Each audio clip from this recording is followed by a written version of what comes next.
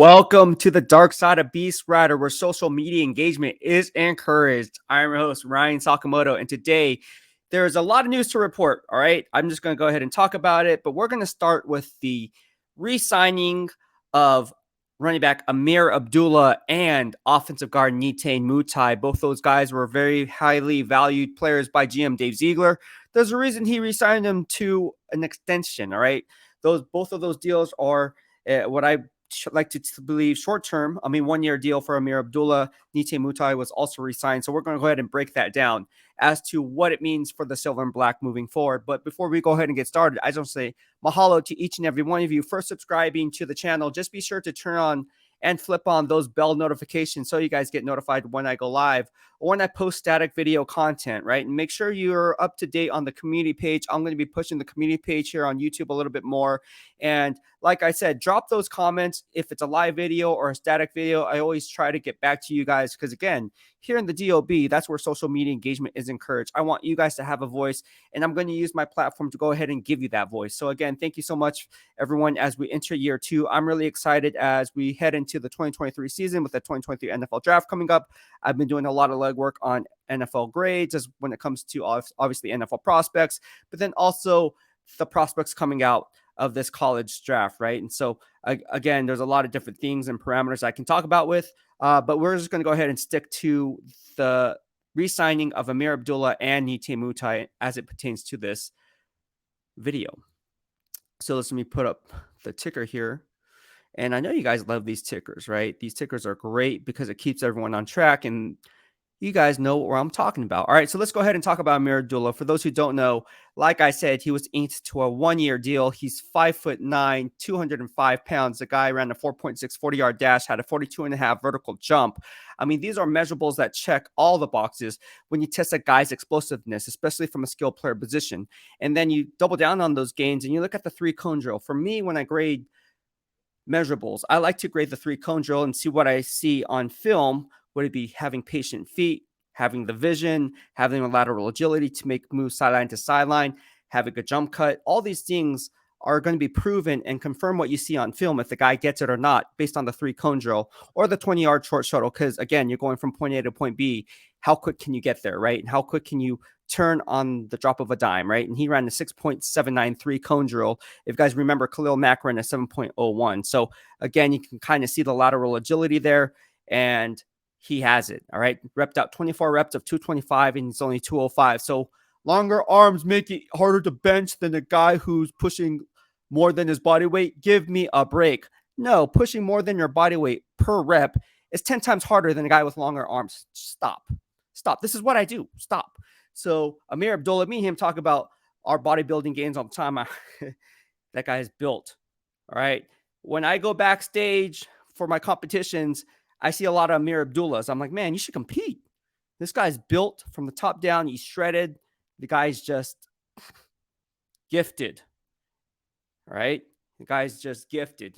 On the field, in the weight room, doesn't matter. I like Ameer Abdullah. If you guys remember when I had my first interview with Ameer Abdullah, if you guys follow me on Twitter, which is in the description box below, all my social media is linked below. So go ahead and follow me on all the social media platforms so you don't miss a beat here in the DOB. But we talked about Ameer Abdullah, what he brings to the table. I like his charisma. I think he'd be a good coach after his playing days are over. Obviously, his playing days aren't over. But when it's all said and done, I can see Ameer Abdullah being a head coach or a positional coach at some type of level of football. Would it be middle school, high school, college, NFL? I can see it happening. So Ameer Abdullah, people want to know what's his background, right? So I like to break down my videos into 3 parameters, right? The first parameter is who are the players or coaches involved. The second parameter is why the move was made, or in this case, was made. And the last but not least parameters, instant gratification for long-term gains. All right. So we're going to go ahead and talk about that. So who is Ameer Abdullah? Well, he was drafted as a 2nd-round pick coming out of 2015 by the Detroit Lions. And he played for the Detroit Lions from 2015 to 2018. And then he was released, then claimed off waivers by then GM Rick Spielman of the Minnesota Vikings. And he played for him for 2018 to 2021. And then he was released and then got picked up by GM, or at the time, new GM Scott Fitterer of the Carolina Panthers. And they picked him up back in 2021. And then obviously we know what happened in 2022. He was signed on with the Las Vegas Raiders on a 1-year prove-it deal and eventually got that second contract, right, with the Raiders. Got that second contract. He's on another 1-year deal. And the proof's in the pudding. Ameer Abdullah gets it. And he is now inked for the 2023 season. So I really like these moves. And we have to go about and talk about it, right? Why the move was made. Make up these tickers, man. All right, here we go. Like these tickers. All right. So I always talk about it. Versatility is key in the NFL, right? The more you can do, the more valuable you're going to be for that team. When you go down the list and run down, you can only keep 53 players and a 16-player practice squad on top of that. So again, if I'm trying to make a 53, you're going to want to prove that you're more valuable and not just a one-trick pony. All right. You're not just a one-trick pony. So when it comes to Ameer Abdullah, he relishes the third back role, right? The third down running back role, I should say, will be running wheel routes or in pass protection. Ameer Abdullah did a really good job holding his own in that own right. And he kind of secured that position, right, as a third down back role. And then on top of that, he was a special teams gunner, right? I tweeted this stuff out in real time as I'm watching the game from up in the press box at Allegiant Stadium. Man, Ameer Abdullah gets it, man. He does a really good job, knows how to leverage. What does Coach McMahon say? He's all about what? Tackling, taking proper angles, attacking the near hip, using the sideline as an extra. Come on. Let's talk about this. Ameer Abdullah gets it from the top down, man. The dude just a baller. And again, that's what he brings to the table. Special teams talent, not just as a gunner, but in the kick return game, right? In the kicking game. You know, we talked about it with Coach McDaniels all the time. The more you can do, I mean, we're going to just echo everything that Coach McDaniels is going to say because he says the same thing. And for good reason, right? The more you can do, the more valuable you're going to be. And kicking game is a big key of us winning or losing a football game because usually games are won by what? One possession. Field possession plays a huge role in that. Let's not get it twisted. So Ameer Abdullah, great value finds, inking him to another 1-year deal. I really like this move for the Las Vegas Raiders. And if you want to run by the numbers, he had 4 carries for 20 yards, which is a 5.0 average. He had 25 catches for 211 yards, which is the 8.4 yards per catch average. And he had that 1 touchdown. And then his real value came in the return game, I believe. If you were to ask me, he had 26 kick returns for 543 yards and led to a 20.9 yards per kick return average. I got to double check on this, but correct me if I'm wrong. I'm sorry. I'm trying to do this off the top of my head. Anyways, that's what Ameer Abdullah brings to the table. So you see the value in the return game.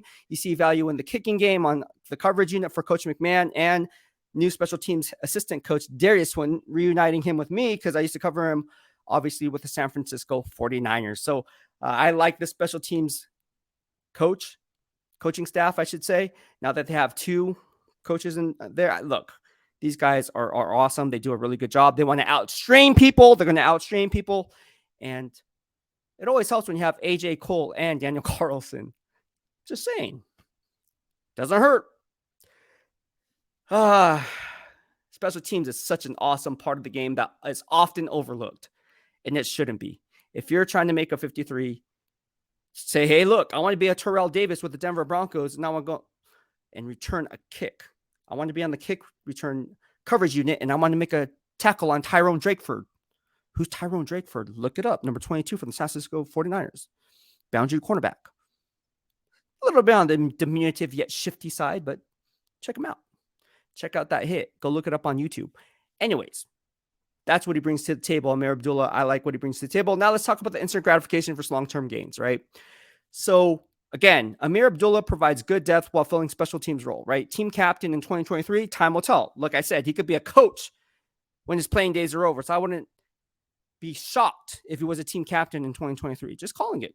Team also re-signed offensive guard Netane Muti. For those who don't know, Netane Muti is a player that the Las Vegas Raiders stole from the Denver Broncos because at the end of the day, Denver Broncos knew that the Raiders were going to swoop him up. And he's like, no, we're going to make you active. No, I'm going to go to the Las Vegas Raiders and be active there. So see you later. Bye-bye, George Payton. That's what happened. That's essentially what happened. You kill 2 birds with 1 stone while stealing a rival within the division. I like it, GM Dave Ziegler. I like it. Now, again, when I had to talk to Netane Muti during the interview locker room, which you guys all love my locker room pulse interviews when it comes to the players, I'll put it up there in the description box below. for you on Netane Mutai's interview, so you guys can kind of look back and see if you missed a beat or if you're new to follow me, what exactly he had to say. But he just describes his game as nasty, right? He brings a nasty mean streak, playing past the whistle while learning the playbook late in the season, which is why he was inactive. He was never active for a Raiders game, and the reason for that is because I believe don't quote me on this, but correct me if I'm wrong. I think he was brought in week 15, somewhere there. Week 15, week 16, week 14, somewhere there. And I think it was week 15. But anyways, double check on that. He was brought in late in the season, and so he had to get up to speed with the playbook. And the assistant O-line coach, who was Coach Clemens, had to get him up to speed on that. And he worked with Coach Clemens. And so here we are today. Now he's going into year 2 with the Las Vegas Raiders. So he's up to speed on the playbook. I'm really eager to see what this guy can do. Because look, we all know, and we just talked about what Ameer Abdullah can bring to the table when it comes to measurables, right? At the NFL Combine. Let's just go ahead and talk about Netane Muti for a second, right? The guy is 6'3", 315 pounds, had a 31 3/4 inch arm length. So the guy is not going to be an offensive tackle by any means, because he doesn't have those 35-inch arms like DJ Fluker or anyone like that. But GM Tom Telesco, which is one of the things he liked about him, who's GM John Telesco? Oh, it's the San Diego, now LA Chargers GM. Anyways, coming from the Ryan Grigson tree and the Bill Polian tree. Anyways, let's get back on topic. I love talking football. Look, Netane Muti, he repped out 44 reps of 225. 44 reps of 220. Say that 10 times. That's a beast. That's what you call oxman strength, man. And from the point of attack, he will win. He will throw you off your grass. He will win at the point of attack. He is a power run guy. Now, would he be a good fit in his own blocking scheme? No, because he can't pull. He can't trap. He's not going to hit that second level blocker. But that's not what he's good at. If you're a coach, you're going to want to put him in the best position to make plays. Do what he does best. Focus on what he does best. Don't focus on what he doesn't do best. Focus on his strengths and then hide his weaknesses. That's what a good coach does when you put a player in the best position to make plays. So look for Netane Muti to go ahead and bring that phone booth mentality while blocking within his means, right? And what I mean by that is if he's, again, out in space, I haven't seen enough from him in practice, right? Because we only see a glimpse of practice. But I'm eager to see what I can see in training camp and those one-on-one drills that you all come to love when I break those down, right? Get ready for that. It's coming in hot. Coming in hot. Those one-on-one drills, there's no scheme involved. There's nothing like that involved. Just mano-a-mano. What am I going to do to beat the man in front of you? That's what it is. That is just called fundamentals, right? We talked about this all already. And yeah, so I'm really eager to talk about that. But if you ask him to pull, I think he's going to lose, at least what I saw on film. But I really like what Netane Muti brings to the table. He needs to play with a stronger base. That's one thing I will say about Netane Muti is he needs to play with a stronger base, but the NFL traits are there. So I like what GM Dave Ziegler is doing. He's trying to take a risk here, right? A low risk, high reward type of a deal, right? If he can clean up his footwork, watch, and I already said this already, right? Netane Muti could possibly be a starter in 2023 for the Las Vegas Raiders. I know it sounds crazy. He was even active, but look, what did I say back in 2015 under head coach Jim Tomsula when they also had a guard by the name of Andrew Tiller, who we became good friends now. And I was watching practice and training camp and all that. I'm like, man, this Andrew Tiller guy should be active on game days. What happened? I was the only beat writer that put it out there. And what happened? You apply the pressure. Andrew Tiller was active in that New York Giants game on Monday Night Football. And PFF graded him as the 6th best offensive lineman from that year going forward. Don't take my word for it. Take PFF's word for it if you like PFF. Proof is in the pudding. My guy, Big Till. I see the same attributes when it comes to Netane Muti, though. When watching the film and going into training camp, he's a guy, a training camp battle, if you will, to watch when it comes to Netane Muti's game, because he's a high potential, low risk guy for GM Dave Ziegler, and they may have found their diamond in the rough. Just like with Tyler Hall. I like Tyler Hall. Another diamond in the rough, right? So a lot of these guys that GM Dave Ziegler brings in, and not too many people give credit for, all right? Not too people give GM Dave Ziegler credit for bringing these guys in. Not just GM Dave Ziegler. You know, you can talk about Andy Dengler. You talk about Dewan Daniels, right? You talk about Lenny McGill. You talk about Brandon Yergin, right? The director of college scouting. I mean, Sean Herock, right? From all these guys that are coming in, doing a really good job with the scouting department. and really making sure that they're bringing in the right guys. Because again, everybody has to be on the same page, from the scouts to the coaching staff and everything in between. Because if there's some kind of, hey man, communication is not lining up with the players that we want, then that's where you get into trouble. Hence the 3-4-4-3 analogy that I talked about when Chip Kelly tried to transition to a 34 base from a 4-3 front, even using Ronald Blair as a 3-4 outside linebacker when he's best suited as a 4-3 defensive tackle. Anyways, 3 tech. That's just me. That's just me, though. In any case, I'm going to go ahead and, if you see the ticker on the bottom, if you like my content, please subscribe to the channel. Spread all the good vibes only here in the DOB to your family and friends who love silver and black content, because I'm going to be running this back, talking about the 2 compensatory picks that the Raiders just got today and was announced, and were rewarded those compensatory picks. Before 2017, compensatory picks could not be traded. Now they could. So GM Dave Ziegler now has ammo to maneuver and do what he wants with the draft board, how he sees fit. So stay tuned for that. I'm going to post another video on that. We're also going to be talking a lot about Lamar Jackson. Everyone's asking about the quarterback situation with Jimmy Garoppolo. I feel it. I'm going to get you covered. But for now, tune in, subscribe to the channel, turn on the bell notifications, because we're going to keep things hot here in the DOB all day, every day, as there is no off season. All right. Stay tuned, guys. Thank you so much for the video. Shout outs that I've been getting, the comments and everything in between. Thank you so much for the Venmo. People have been sending me Venmo donations for my static videos. I got one from Kelly Joseph. Thank you so much, Kelly. I appreciate the love and support. That's very kind of you. And all that stuff is linked in the description box below. So if you want to follow me on all my social media outlets, and you also want to donate and you have a Venmo, you guys can do that in the description box below at BEASTwriter. You can find me there.